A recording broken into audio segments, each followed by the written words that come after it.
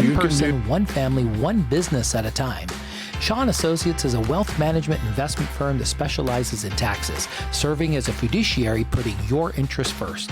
You can find more information or schedule an appointment by calling 530-674-1150 or on the web at SchaadAssociatesInc.com. Schaad Associates is proud to support community radio. And if you'd like to support community radio, you can go to 93qradio.com, hit that donate button, and we will be appreciative. Well, this morning I have, I don't know if you guys know this, but there was an old 60s group called Chad and Jeramy. So, Jim, you have to change your name. Oh, it's been spelled that way before. So, Jim Schaad, city manager, and Jeramy Chapdelaine. Chapdelaine. There you go. Chapdelaine. Almost there.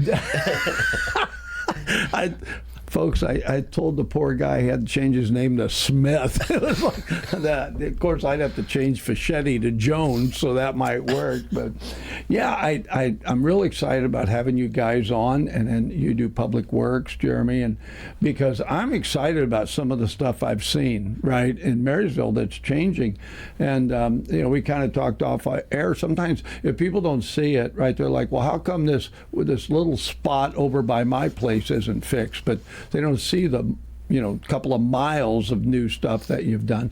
So I'd just like to talk about that for a minute if we can. The roads over in East Marysville, all nice, painted, amazing, wide, got bike lanes. When did that happen? Did I miss the memo on that? Because I went over there with, this is amazing.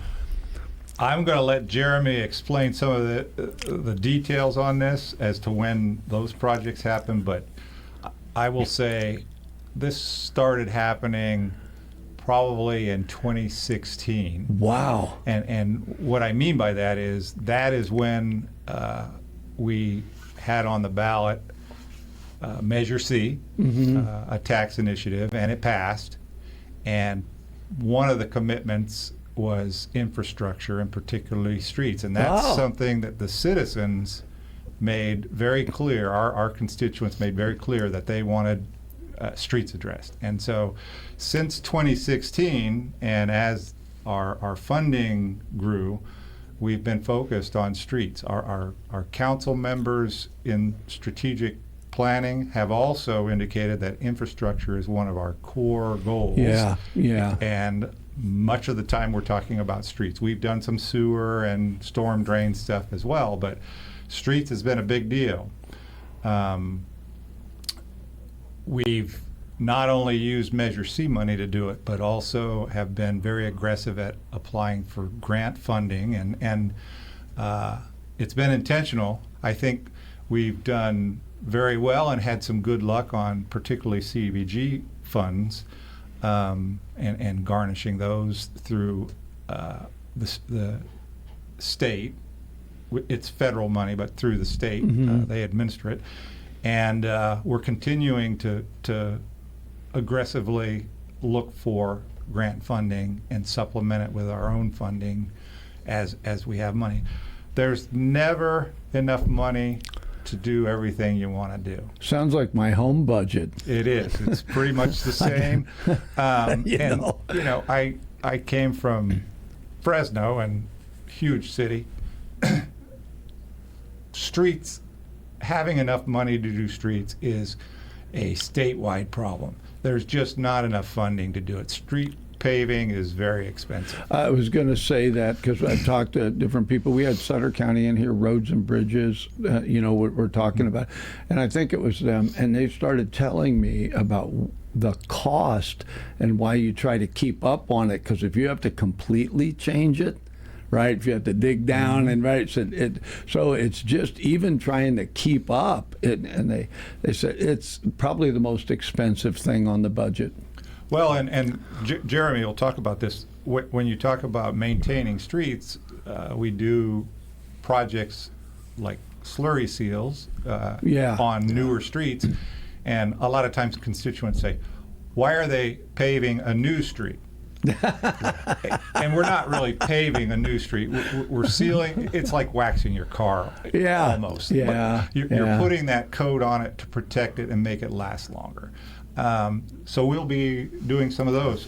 But I'm going to turn it over to Jeramy, because I think he can very well explain how we went through this process from the time we've started having funding and getting grants, and how intentional and strategic and data-driven it's been. But go ahead, Jeremy. Yeah, so really, as Jim mentioned, setting that groundwork, back in 2016, really in that direction from the council is what really kicked it off. And like Jim mentioned too, you have to take an approach to go after the funding. It has to be multi-pronged. Mm-hmm. Like you said, these projects cost so much.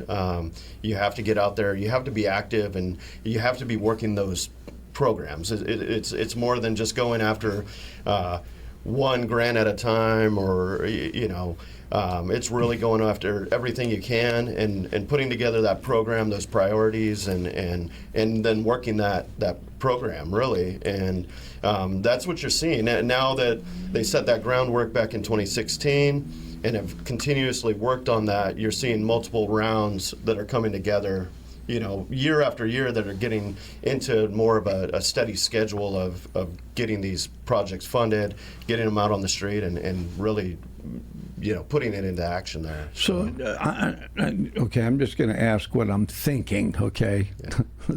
You guys look nervous. Okay. So, does the city own its own paving equipment, or do you have to hire a paving company to come in? On big projects like that, I mean... We typically have paving companies come in. We do very little of our own I paving. was just thinking, if you'd have to maintain the equipment, although probably if you had the money, it'd be working 24/7. But okay, that's how that works. Got it. Okay. My experience is most cities don't do the majority of their paving. Larger cities may have some paving equipment, but even they are doing a small portion of the paving. It's usually contracted out. We have some very good contractors locally, and good competition bid-wise, and so we've been very fortunate and successful with subcontracting that or contracting that work out. So I tell people, go out there and drive in East Marysville on those. It's like it totally changed the neighborhood. It's just incredible, and it's like, I mean, that's nice stuff. So we're going to get more of that. Yeah, we are, and another challenge is with these funding rounds. There is, and we'll continue to see, some small gaps in some of those neighborhoods, but just so those folks that are seeing those, we're continuously trying to find opportunities for funding or build up our other funding that's not specific to those federal programs that we can put towards those areas. So if it's not quite there yet, it's on the list, and we're definitely working towards getting those. But we bid out our CDBG 3 project last week, and it came in within budget. We'll be awarding that shortly, and that will concentrate basically from the south of 14th Street and west of Ellis Lake, and that whole area. All those streets, that's where the ballpark and everything is, right? Yeah, so it's roughly 10th to 14th, and that's East a lot. Street over to the levee. Yeah. Wow. So it's going to be pretty transformative for that community. Will be the streets. When we do the streets, that's another component of the projects is the accessibility upgrades. So those will be going in as well. That's something that we have to do with these, which are huge for the communities too. We don't have big pots of money for those improvements. So when we can put that together with these street projects as well, it's a win-win for everyone in those areas. Man, I love it. Yeah. Good job, Mr. Smith.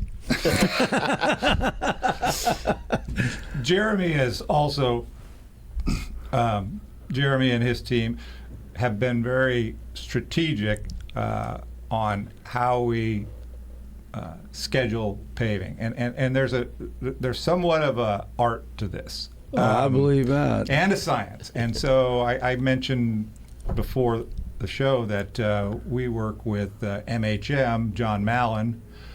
He is our city engineer.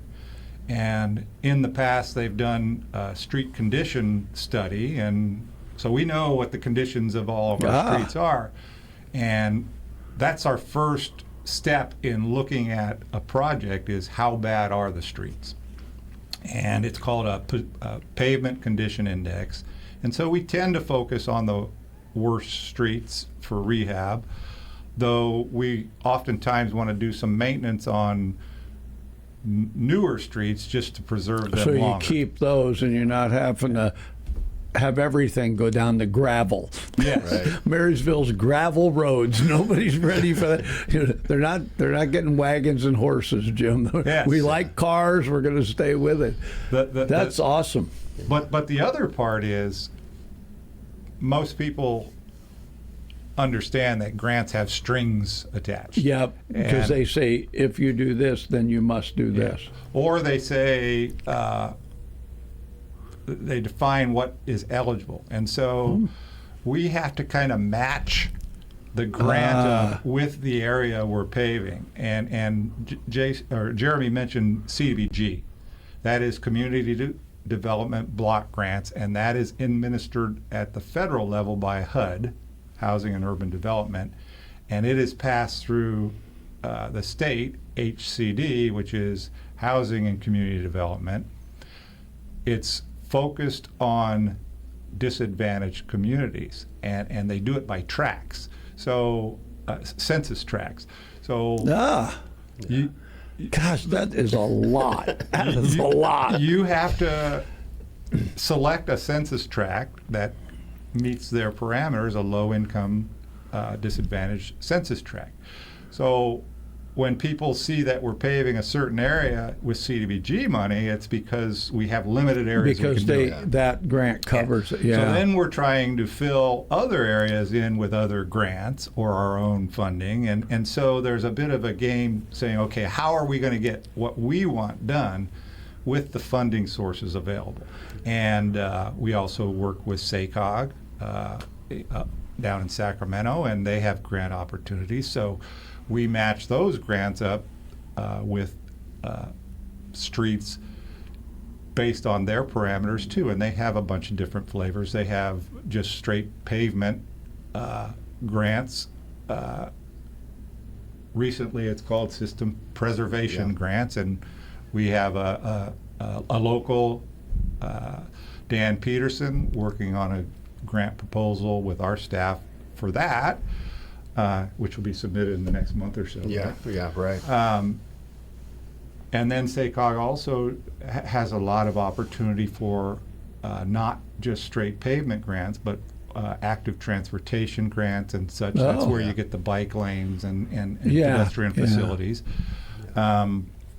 So we tailor those grant opportunities to locations that would make sense for the city, as well as be eligible or score well with that grant opportunity. So it's a kind of like a jigsaw puzzle figuring this stuff out, and I think that's where Jeramy and John Mallon and our staff have done really well with a more recently active council committee.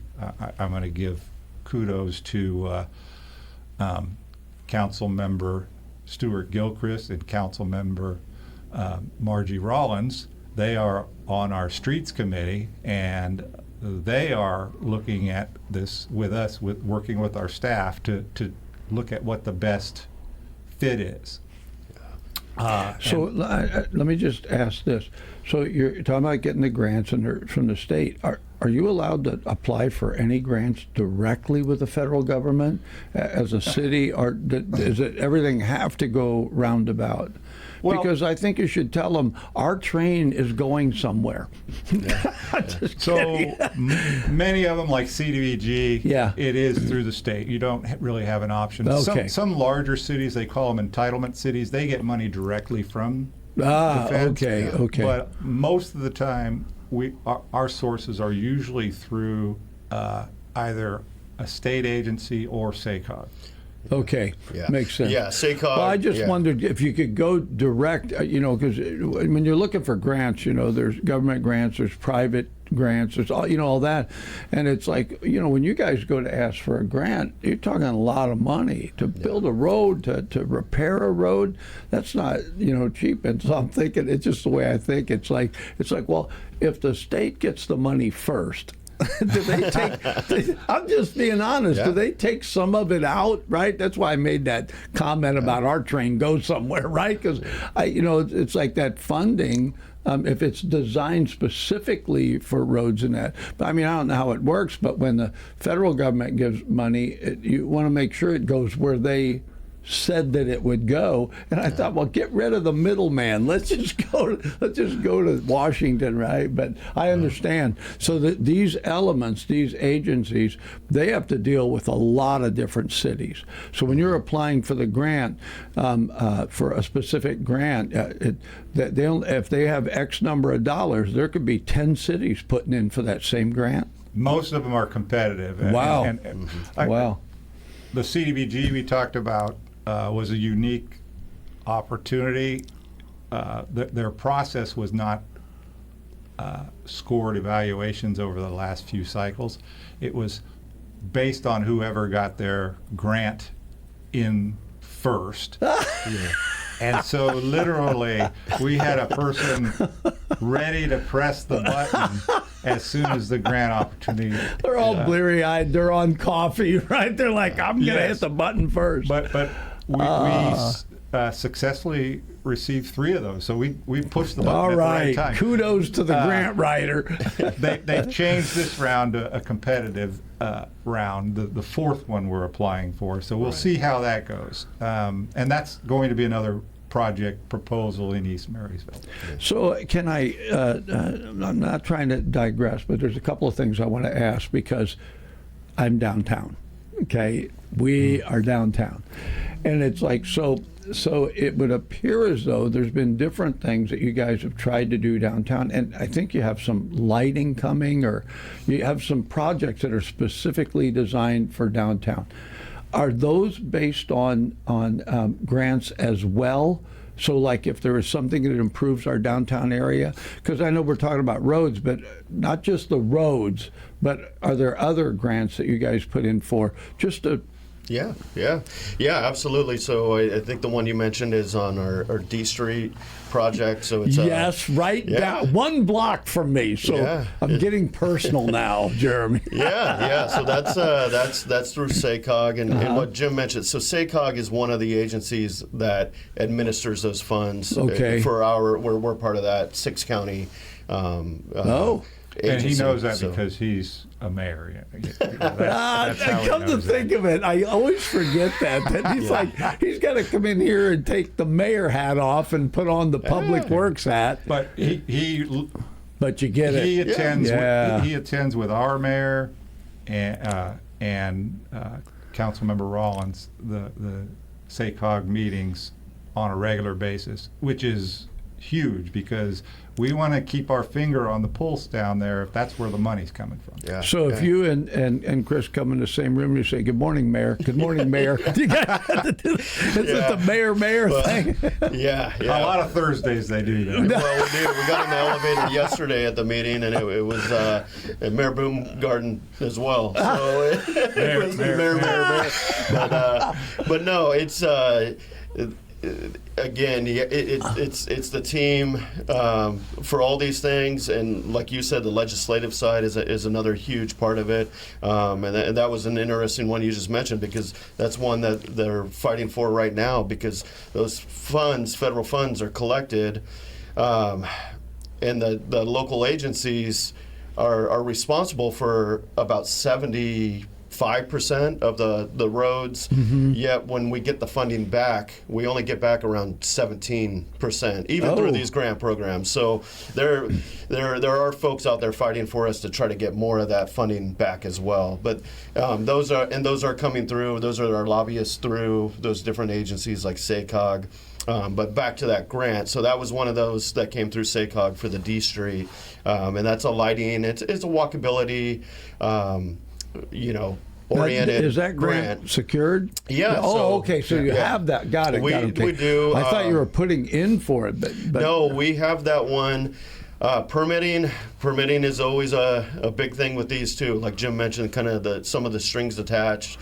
Although it's in our downtown, it is Caltrans involvement as well, and so there are environmental requirements and those types of things. So we've been working through the permitting on that, and we're really close to moving forward, getting that. And so to add, Caltrans gets involved in a local street very often because SACOG kind of hands off the administration of the so they project got to it. Caltrans. Okay, yeah. And so then we go through the Caltrans process for the project, which is extensive.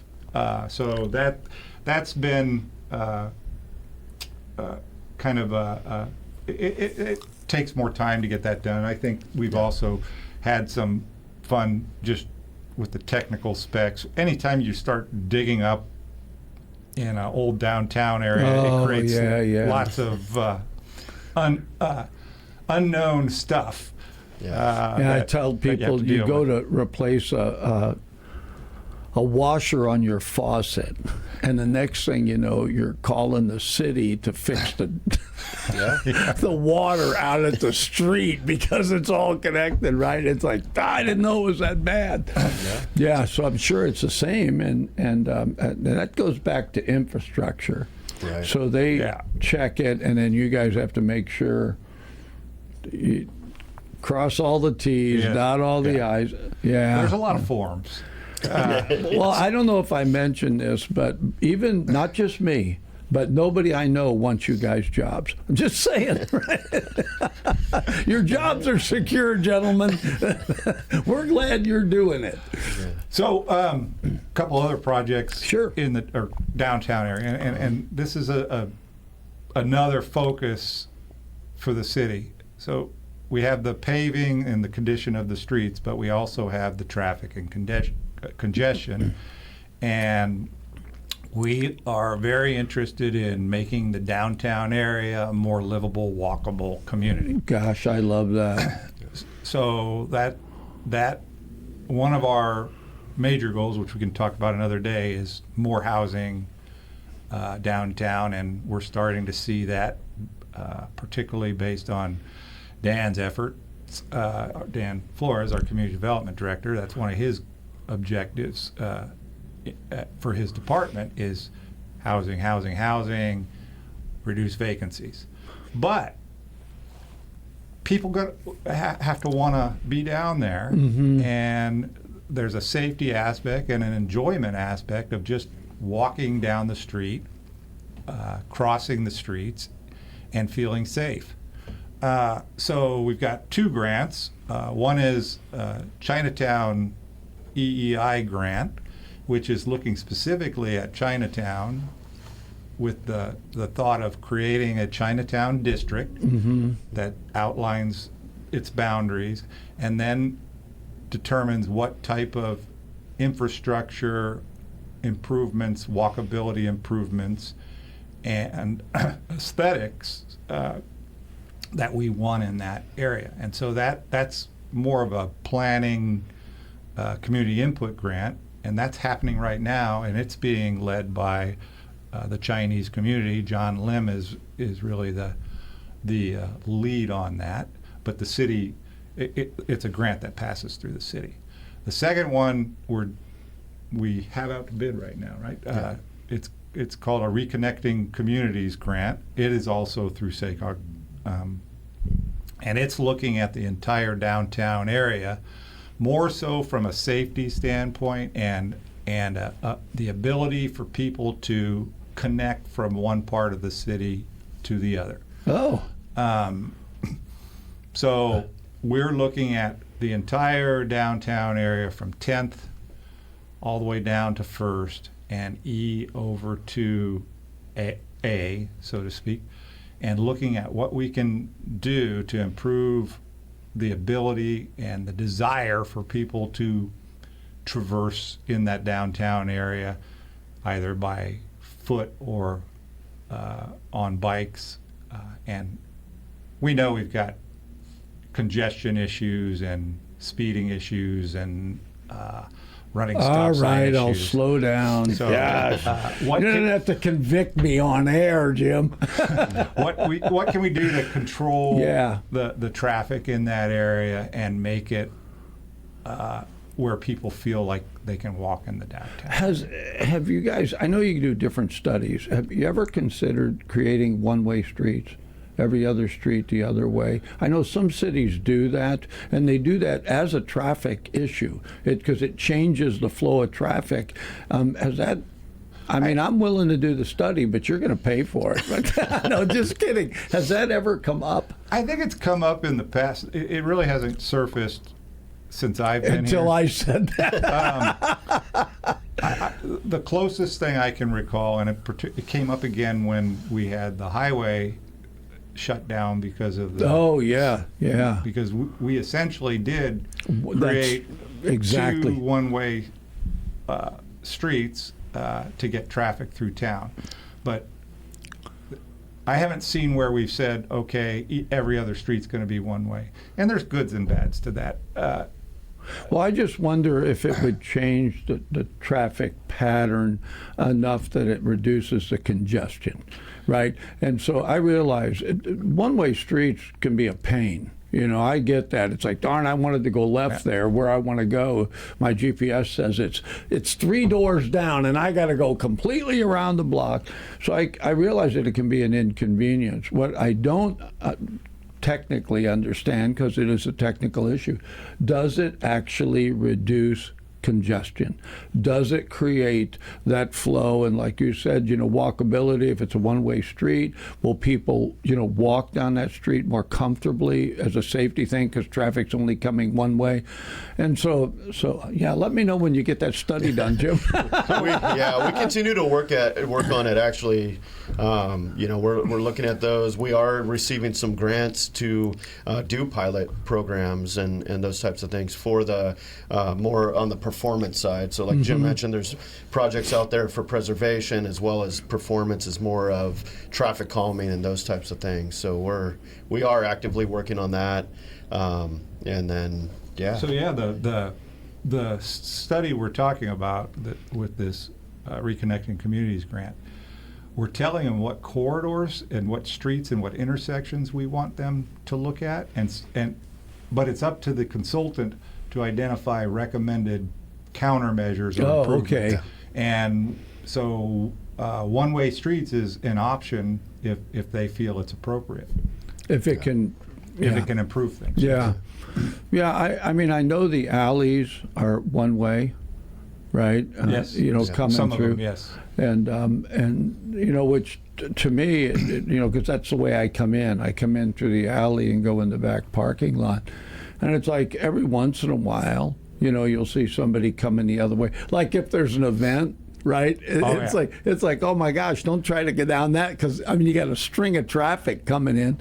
But generally speaking, I don't know if they've made a difference being one way or not. It was just one way when I got here. But so I want to ask about the lighting. So was that part of that? And what type of lighting are you talking about for downtown? Yeah. So we're going to start with the grant covers one block right now.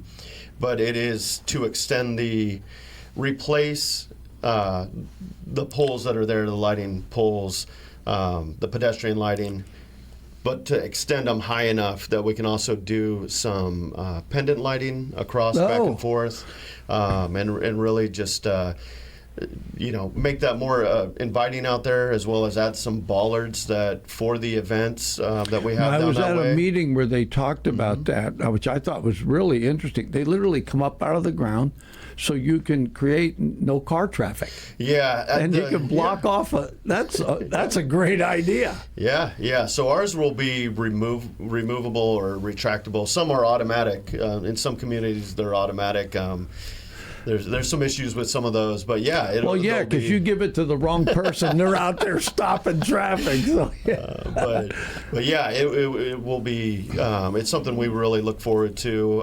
The Farm to Fork dinner that was out there last year. Oh yeah, was kind of showed. We set it up based on those plans that will be coming out, or that project when the permanent installation happens. So.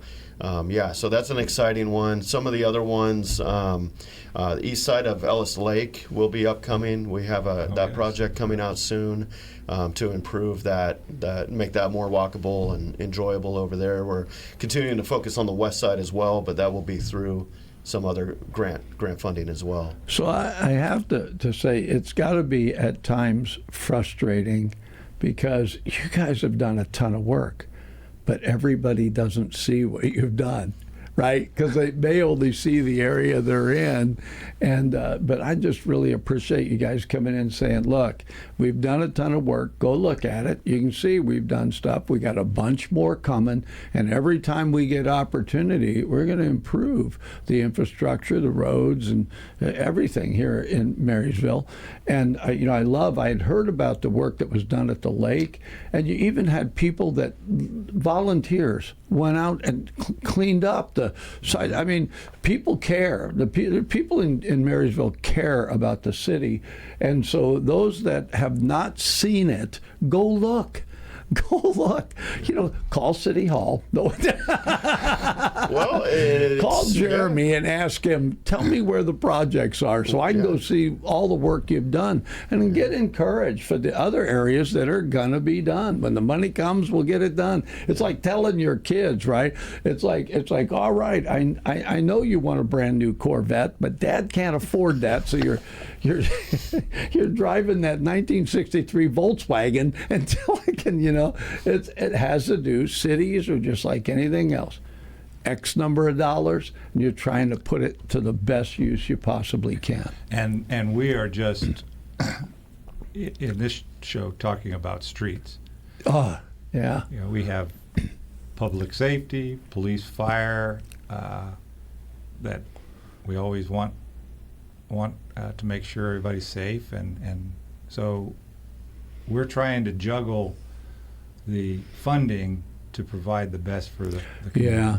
And I told the chief when my son Pablo was on the force over here, I said, put that kid, well, he's not a kid, he's 50, put him on a bicycle, put him down on D Street. We are going to be... You know what I mean? It's the best public relations, and people feel safer because there's law enforcement there. So. It's funny you bring that up. So you are going to see more of what we call community policing effort.